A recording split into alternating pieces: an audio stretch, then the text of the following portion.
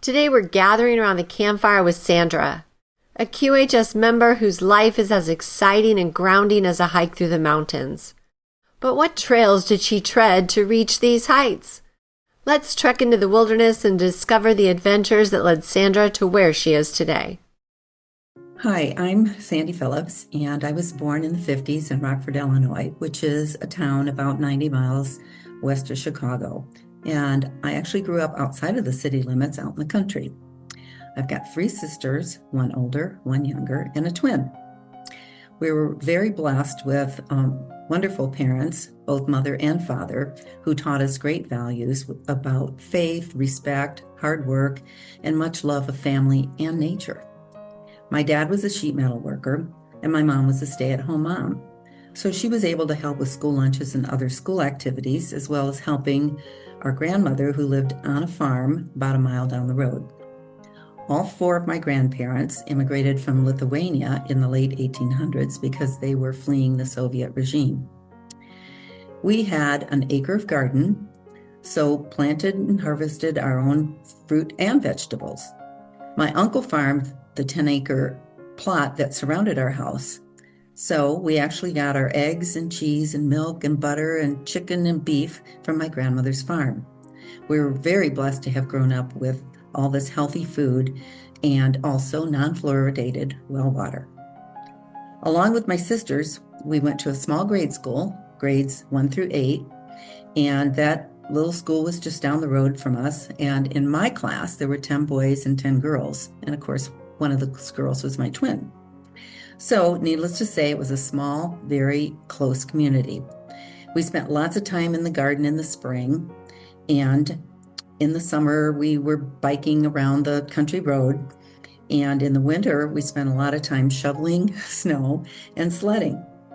So it was a great childhood and very loving.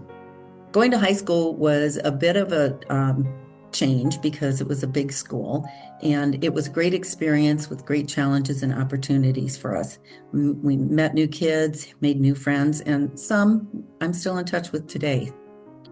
Instead of going on to college right away, as did my older sister and my twin, I ended up with a job as a senior in high school in a dental office, and I loved it so much I stayed on after school.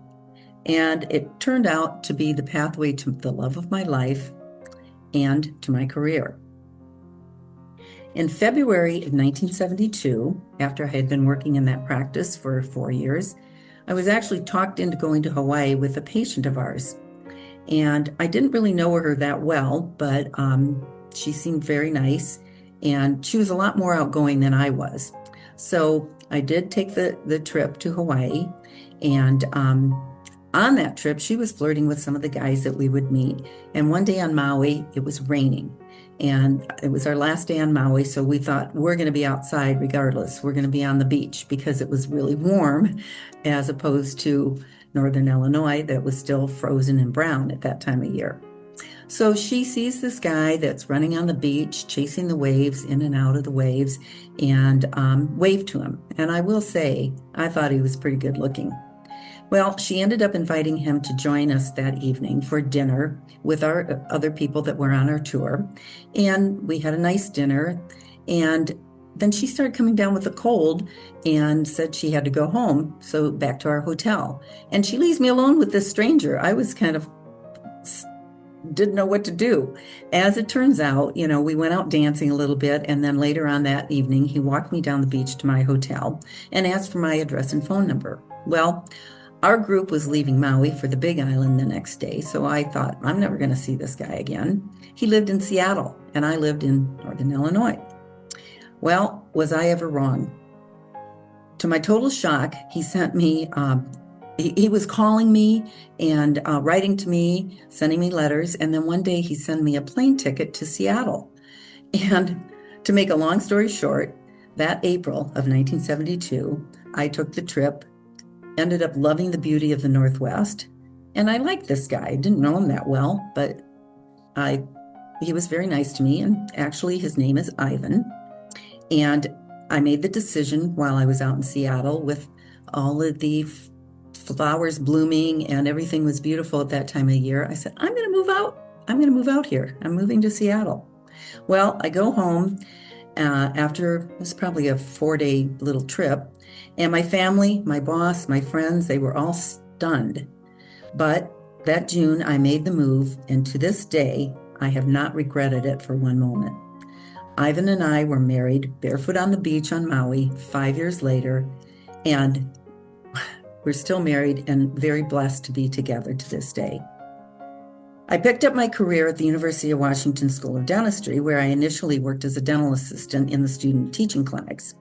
Then, after finishing my Bachelor of Science and Master of Public Administration at the University of Washington, I was offered a faculty appointment at the dental school, where I spent the next 34 years as Director of Clinic Operations and teaching practice management and interprofessional education, retiring in 2022. Ivan and I have tried to enjoy a healthy lifestyle, doing the best we can to eat healthy, buying organic when we can, and working out ever since we met. We've been going both to the gym, and for the first 40 years of our time together, we could hike and backpack in the beautiful Cascades of Washington State. Then I began having joint problems, and I required a knee replacement 11 years ago, which really largely curtailed our hiking days. Well, we still go to the gym, but due to my joint pain, my workouts are limited. And I certainly don't want to have to do another knee replacement. A couple of years after my knee surgery, I began experiencing lower back pain and was diagnosed with stenosis of the lumbar region L4, L5. And after having quarterly injections of lidocaine for the pain, which of course is temporary, I elected to have stem cell therapy. That should give you the idea that we've been a little bit off the grid in terms of the way we think about healthcare, just as a little clue. But that helped me immensely for a number of years, but gradually the pain has been returning. So I'm also being treated for high blood pressure and thyroid issues. But to my surprise and very happy, last year, my doctor, who is a naturopath, lowered the dose of my thyroid medicine because they noted a big improvement in my blood work, which I attribute to the quantum healing devices, because I've been on those since 2022. We were early adopters. I've been using the various devices, including the Touch, the HHS, and the V9 since, as I mentioned, since the summer of 22 when we got our first device. Now, having the Touch and the meditations for about a year, I'm really looking forward to the results of my upcoming blood work next month. And I can't wait for the QArc.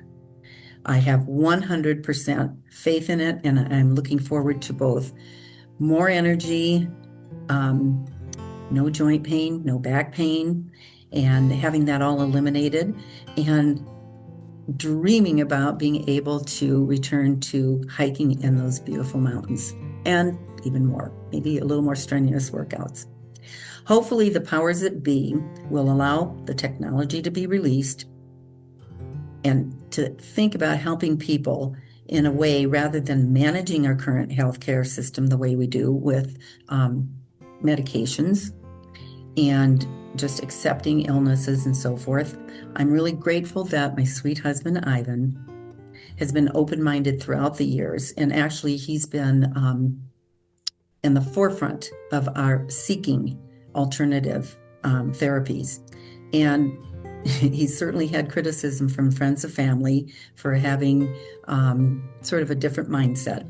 But I really am grateful that he has researched alternative health modalities over the years and has discovered QHS for us. It is truly a treasure. Join us on the Prequel, where every story matters and every voice is heard. Because here at QHS, we're all about healing, learning, and growing together.